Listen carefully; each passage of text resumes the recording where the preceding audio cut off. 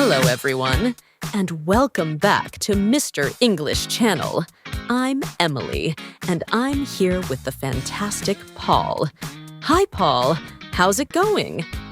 Hi, Emily. I'm doing fantastic. Thanks for asking.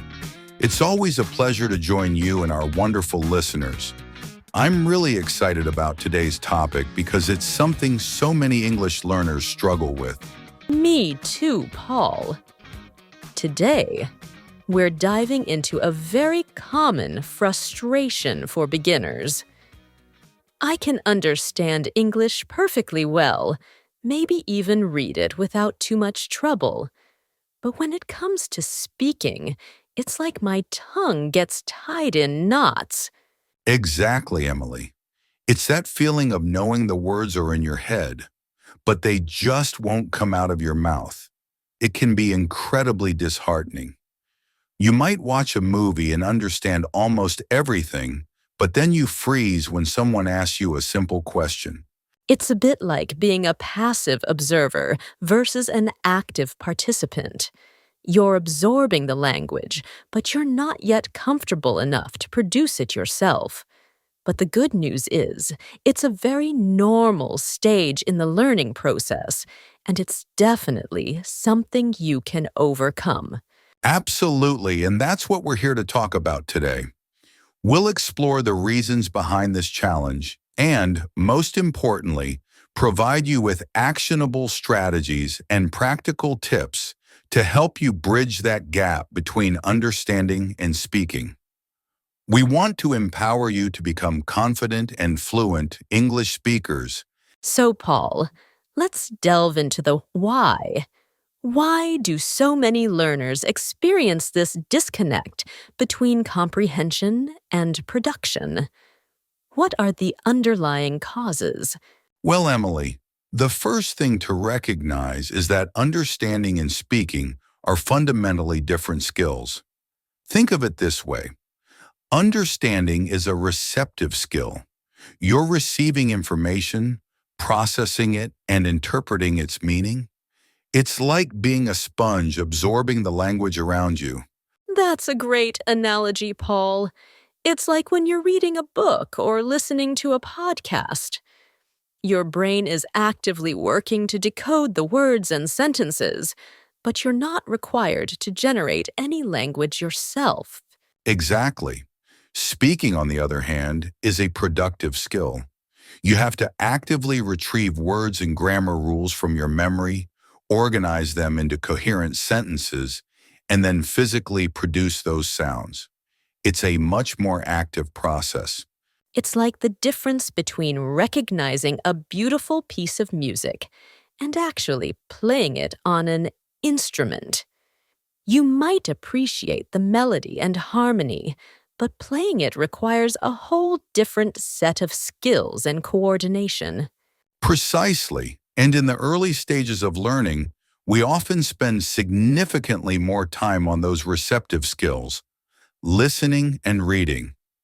Classroom settings, for example, tend to focus heavily on grammar and vocabulary, which are crucial, but they don't always provide sufficient opportunities for speaking practice. That's so true.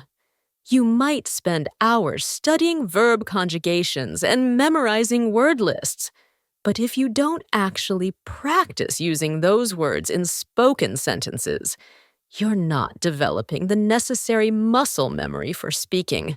Another major factor is the fear of making mistakes. It's a very common psychological barrier.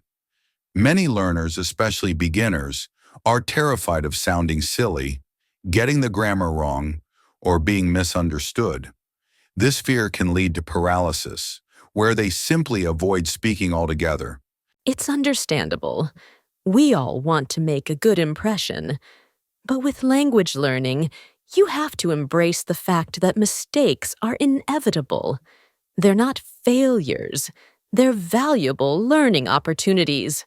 Absolutely, and often it's also a matter of confidence. You might actually know more English than you think, but you lack the self-assurance to use it. You're hesitant to put yourself out there, to take that leap of faith and start speaking.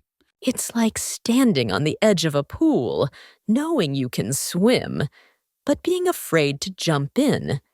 You have to take that plunge to truly develop your skills. Okay, so let's get down to brass tacks. What practical steps can beginners take to overcome this "I understand, but I can't speak" hurdle? Let's equip them with some actionable strategies. First and foremost, start incredibly small. Don't put pressure on yourself to have long, flowing conversations right away. Begin with the absolute basics, simple phrases, greetings, and introductions. Hello, how are you? What's your name? Nice to meet you. Master these building blocks first. That's excellent advice. It's about building a solid foundation. And hand in hand with that, practice consistently. Even if it's just for 10-15 minutes each day, consistency trumps intensity. Short, regular bursts of practice are far more effective than sporadic marathon study sessions. Exactly. It's like going to the gym. You wouldn't expect to lift heavy weights on your first day. You start with lighter weights and gradually increase the intensity as you get stronger. Language learning is the same. And find opportunities to speak wherever you can. If you have access to a language partner, whether online or in person, that's fantastic. But if not, don't despair. Talk to yourself. It might sound silly, but it's incredibly effective. Absolutely. Describe what you're doing throughout the day. I'm making coffee. I'm reading a book. I'm going for a walk. Narrate your actions. Describe what you see around you. I see a blue car. The sun is shining. The birds are singing. Plan out your day aloud. Tomorrow I'm going to the supermarket. Then I'm going to meet a friend for lunch. And this is crucial. Don't be afraid to make mistakes. I cannot emphasize this enough. Everyone, and I mean everyone, makes mistakes when learning a language. It's an unavoidable part of the process. In fact, mistakes are incredibly valuable because they highlight areas where you need to improve. Think of mistakes as feedback. They're telling you, hey, this is something you need to work on.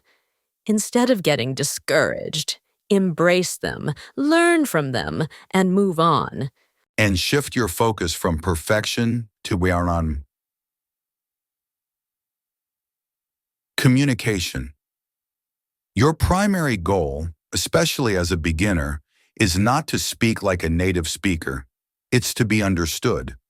Can you convey your message effectively? Can you get your point across? That's what matters most. Don't get bogged down in trying to use perfect grammar or complex vocabulary. Simple, clear communication is key. Use the words you know, even if they're basic. And on that note, use simple vocabulary. You don't need to try to impress anyone with big, fancy words. In fact, often, simple words are the most effective and the easiest to remember and use. And listen actively. Pay close attention to how native speakers pronounce words and phrases. Notice their intonation, their rhythm, their pauses. Try to mimic them. This will help you sound more natural and improve your pronunciation. This is where immersion comes into play. Immerse yourself in the English language as much as you possibly can, even if you're not living in an English-speaking country. Watch English movies and TV shows. Start with subtitles if you need to, but gradually try to wean yourself off them. Listen to English music and podcasts. Read English books and articles. The more you surround yourself with the language, the more comfortable you'll become with it. And perhaps most importantly, be patient. Learning to speak a language is a marathon, not a sprint. It takes time, effort, and dedication. Don't get discouraged if you don't see results overnight. Celebrate your small victories and keep moving forward. Let's get even more specific. Let's provide some concrete examples of how beginners can actively practice their speaking skills. Okay, how about role playing? This is a fantastic way to simulate real-life conversations. Imagine yourself in different scenarios and practice what you would say. Excellent idea. For example, imagine you're ordering food at a restaurant. Practice phrases like, "I'd like to order a pizza. Can I have a salad, please? How much does that cost?" Or imagine you're checking into a hotel.